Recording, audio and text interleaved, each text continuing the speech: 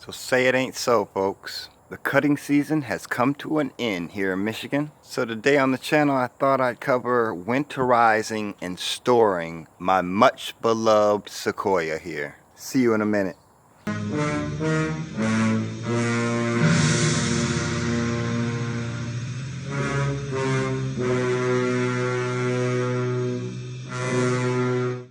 So guys, as you know, I'm gonna have to make this really generic because we all have different types of engines with our tractors. The biggest thing I could advise is check your manuals that they send to you. And I guess like all my videos, this is an opinion piece. This is what I'm gonna do to store my particular riding lawnmower. Everybody does their own thing. So with that being said, let's get started. So my manual gives all types of great advice on what you can consider doing when storing your lawnmower, such as lubricating pivot points and removing your rear wheel to grease the axle. Now if I lived in a warmer climate, I would consider doing that, but I don't use my lawnmower often enough, approximately 6 months out of the year, so certain things I have the luxury of being able to put off. So the first thing I will be doing is topping off the tank, adding a stabilizer and adding an ethanol reducer. But I won't be adding it directly to the gas tank. I'll be adding the fuel stabilizer and the ethanol reducer to my storage container of gasoline. So that way, no matter what, your fuel is always ready to go.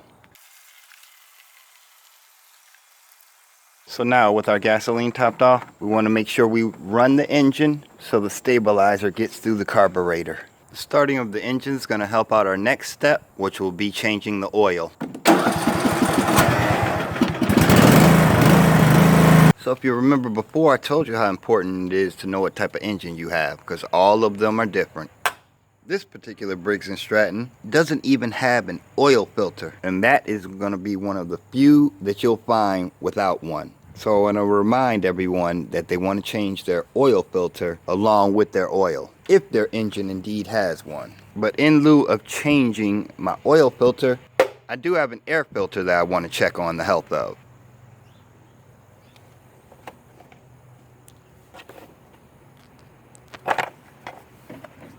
So to me, mine looks pretty good. I will most likely blow it out with some air, but I don't see the need to purchase a new one at this time. So at this point, they like to give the direction of disconnecting your spark plug coil, and that's just in case the engine decides to start up accidentally. I'm going to unplug mine, but my recommendation is to know where your spark plugs are on your engine. Some of these engines have the nerve to have 2 or more spark plugs, but ours is disconnected. Now before removing the oil, I will be removing the dipstick to help the engine oil flow a little bit better out of it.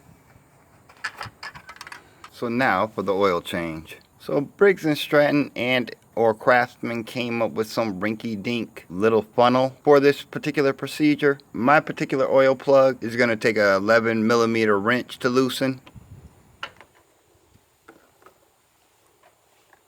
Not the most refined system, but it works. So I will be using the Briggs & Stratton oil that is designated for my lawnmower.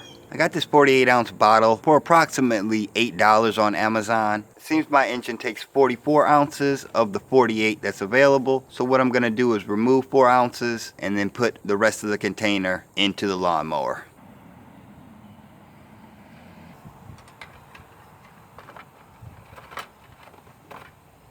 And now we want to run the engine and check for leaks.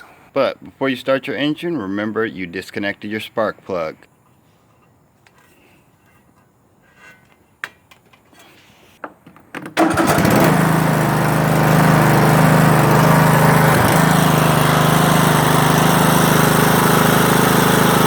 And now you want to check your oil level.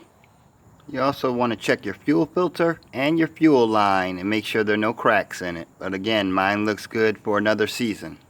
And the last thing I'm going to do before storing her in a garage and covering her up for the winter is to remove the battery.